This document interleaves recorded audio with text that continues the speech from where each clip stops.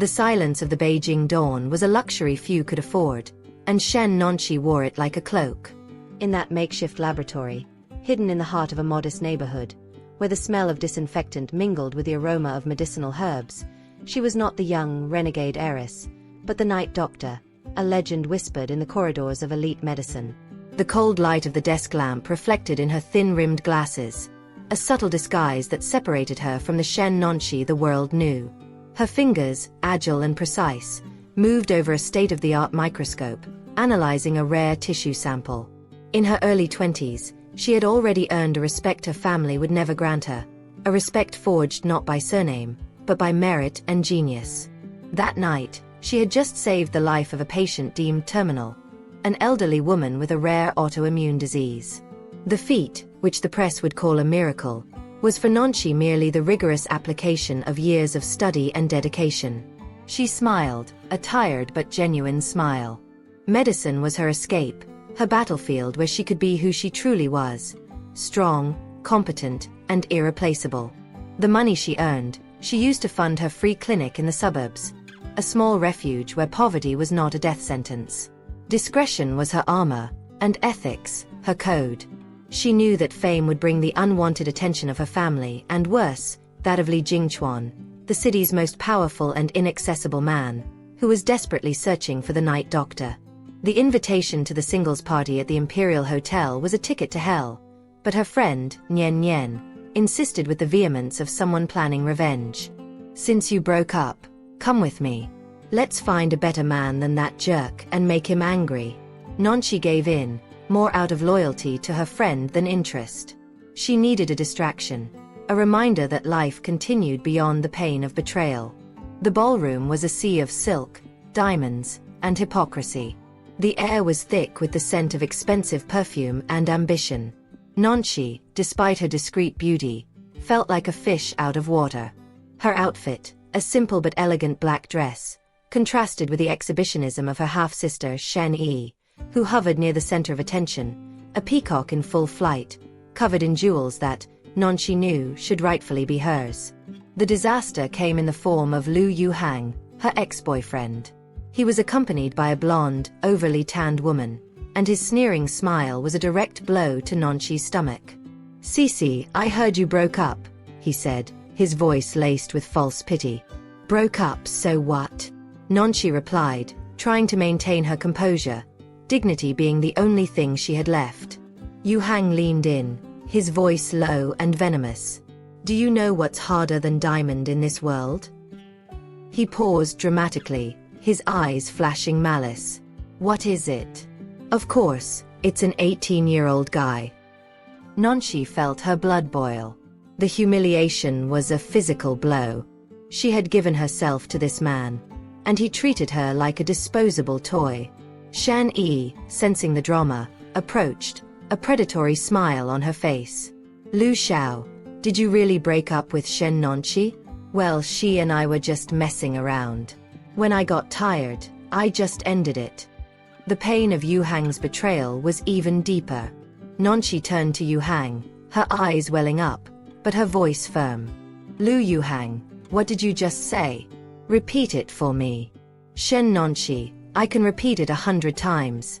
I never liked you," Yuhang shouted, for all to hear. Nonqi's response was a cry of pain and truth. "You never liked me? Then why were you kneeling outside my apartment late at night, begging to see me? You sent me promises every single day, swearing that if you ever cheated, your whole family would die. If you didn't like me, why did you do all of that?" Shan Yi intervened, the final blow. "That's enough. Shen Nonqi, I can prove it. Yuhang never liked you, because the person he's always loved is me. We just made a bet that Lu Xiao would get you. Didn't think it would be so easy. Of course, coming from a village, you've never seen a handsome guy before, have you?" The word village was the knife twisting in the wound. "Shen Nonqi, you are a total embarrassment to our family," Yi continued, supported by other guests. Nonqi felt the world spin. She needed an exit, a shield. "I broke up with you, Shen Nonqi. If you're angry, take it out on me, but don't involve others," Yu Hang tried to redeem himself. You broke up with me? Listen well. I was just messing with you, Shen Nonchi. Because I already have a boyfriend, she fired back, the most audacious lie of her life. You have a boyfriend? Who? Yu Hang scoffed. My boyfriend's name is Li Jingchuan. The name echoed in the ballroom like thunder. Li Jingchuan, the Prince of Beijing. The man who had topped the global fortune list for 5 years straight. The unexpected encounter. Li Jingchuan was a few feet away, observing the scene with the cold indifference of an Olympian guard. He had arrived under protest, pressured by his grandmother. His assistant, the loyal Zhao, had just given him the update on the search for the Night Doctor. Not yet, but we know she's in the capital. Turn the city upside down, but find her. Li Jingchuan heard the buzz, the desperate voice of the young woman. My boyfriend's name is Li Jingchuan. He felt a slight tremor, an interest he hadn't felt in years. Her audacity was striking. He was there to fulfill his grandmother's demand, to take a woman home. Fate, or irony, had just presented him with a candidate. He took a step forward, his tall, imposing figure cutting through the crowd. The silence that followed was absolute. I didn't make anything up. Li Jingchuan is my boyfriend, Nonchi insisted, her voice trembling, but her gaze fixed on the horizon, trying to maintain her composure. Suddenly, a deep, cold voice cut through the air. Didn't you just say I was your boyfriend? How come you don't even recognize me? Li Jingchuan stood beside Nonchi, his hand resting on her shoulder, a gesture of possession that silenced the ballroom. Nonchi looked at him, her eyes wide. The lie had become reality. The ballroom was in shock. Li Jingchuan, the most inaccessible man in Beijing, had just claimed the country bumpkin Shen Nonchi as his girlfriend. I will formally introduce you all. This is my girlfriend, Li Jingchuan declared, his tone final. Shan Yi and Lu Yuhang were pale. Lich, you must be mistaken. She's just a country bumpkin. She's not good enough for you, Yi stammered. My girlfriend is none of your business, Li Jingchuan replied, his gaze icy. The humiliation of Lu Yuhang and Shen Yi was complete. They fled, unable to bear Li Jingchuan's stare. In the car, on the way to the mansion, the silence was deafening. Li Jingchuan broke the silence. You owe me an explanation, Shen Nonchi. She told him the truth, the bet, the humiliation. He listened, impassive. I need a fake fiancé for my grandmother. You need protection and revenge. The agreement is simple. You are my fiancé in public, and I protect you. In return, you live in my mansion and have access to everything you need. No emotional involvement. Do you accept? Nonchi hesitated. And what else? You help me find the Night Doctor. My illness is incurable, but he is my last hope. Nonchi felt a shiver. He was looking for her. I accept, she said, her voice firm. Fate had played a trick.